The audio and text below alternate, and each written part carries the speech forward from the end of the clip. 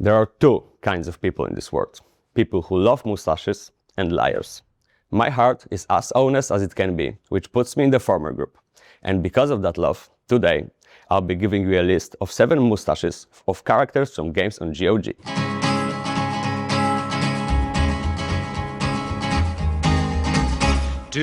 Now, before we start, I need to tell you that ranking it is a deeply and aggressively personal matter. This is one man's vision, one man's manifesto. A 7-step journey through gaming facial hair that I have thought way about too much. Let's go. Number 7. Zoltan Chivay, The Witcher series. There are many dwarves in many fantasy games, and almost all of them have impressive beards. But Zoltan Chivay, Geralt's loyal friend, has a moustache that goes beyond the usual dwarf facial hair. It's warm, it's hearty, it's the moustache of a man, a dwarf, who will absolutely get you out of trouble, spill a drink with you after, and probably tell you a story that ends in either a punchline or an axe to the face. It is a moustache of friendship, and if you've played these games, you know there's no higher honor than that. Number 6 and 5. Mr. House and Andrew Ryan, Fallout New Vegas and BioShock. I'm putting these two together because they need to be discussed as a pair. Mr. House built a private missile defense system, kept himself alive for over 2 centuries in a life support pod, and runs the last functioning city in a post-apocalyptic world of Fallout. Through an army of robots, he's doing all that. And he's doing all of this with a groomed pencil moustache on his floating screen face. It communicates absolutely unshakable self-certainty. And then there's Andrew Ryan, who radicates the exact same thing. A man who built an underwater city just to prove a philosophical point, and whose pencil moustache is one of the most telling pieces of character design in gaming history. Both men ended up with pencil moustaches.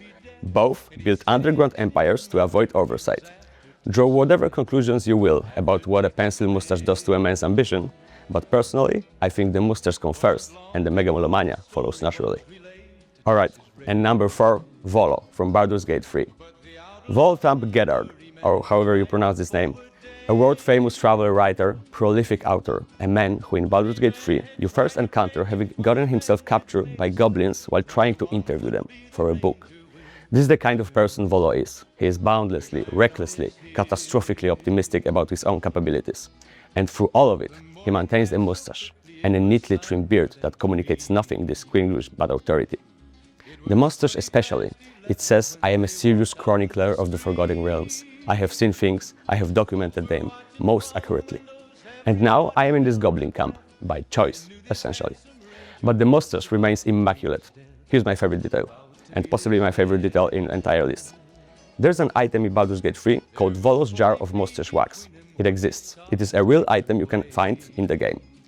In the lore, the man is out there getting captured by goblins and nearly executed by angry mob. And he is still maintaining a dedicated wax routine. That's not vanity, that's commitment. That's a philosophy, respect to my brother Volo. And now, here comes the top 3. Ghost Pirate, Zombie Pirate, Demon Pirate. But enough about me. At various points in Monkey's Island series, LeChuck, through every supernatural transformation, through every death and resurrection, the one constant that has been magnificent, terrifying dark beard, anchored by the moustache sitting profoundly on the top of it. It snarls, it intimidates. It once had flames shooting all of it. LeChuck's moustache is the most load-bearing piece of facial hair in adventurous gaming history. It communicates, in one glance, that this is a man who has been refused by someone, has built an entire obsessive pirate empire in response, and is completely fine about it. When historians of gaming facial hair are assembled to give their final verdict, LeChuck's will be the entry when everyone goes quiet for a moment and just nods. Number 2.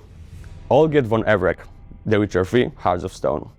Olgierd is a Redanian nobleman turned immortal bandit captain who sold his soul to a cosmic entity of pure evil, watched his marriage fall apart as his heart literally turned to stone, and still somehow found the time to maintain one of the most theatrical moustaches in all of gaming. It curls upwards at the tips. It is auburn, dramatic, and entirely unashamed of itself. It is the moustache of a man who once had everything: title, fortune, the love of his life, and lost it all through a combination of desperation and terrible deal-making. And yet the moustache has never wavered, not once. In fact, I argue the worse things got for Olgierd, the more committed the moustache became. There's something almost defiant about it. The man is contractually damned, heartless in the most literal sense, running with bandits through The Witcher's blackest DLC. And the tips are still curled, still waxed, still pointing upward. That's not grooming, that's ideology. And here comes number one, and I'm sure many of you know who it is. It is Harry Dubois from Disco Elysium. Harry Dubois wakes up on the floor of a trashed hotel room at the start of Disco Elysium, having tried to drink himself out of existence. And when you dare to take a look in the mirror, you see it. Full, heavy, drooping at the corners with the particular weight of a man who has stopped fighting things. And here's the crucial detail. This moustache did not survive the catastrophe. It is the catastrophe. It grew from it. It could have only been produced by someone who stopped caring enough to maintain anything.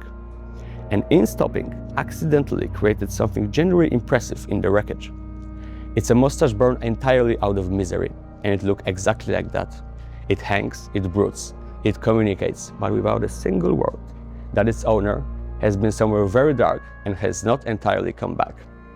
Disco Elysium is a game about reconstruction, about picking up the pieces of an identity and figuring out what you actually believe in. And Harry's moustache is not a symbol of survival. It is a monument to the collapse itself, the most honest piece of racial fair in gaming. And that won my heart more than any true defiant moustache ever could. Thank you all for watching. See you next time.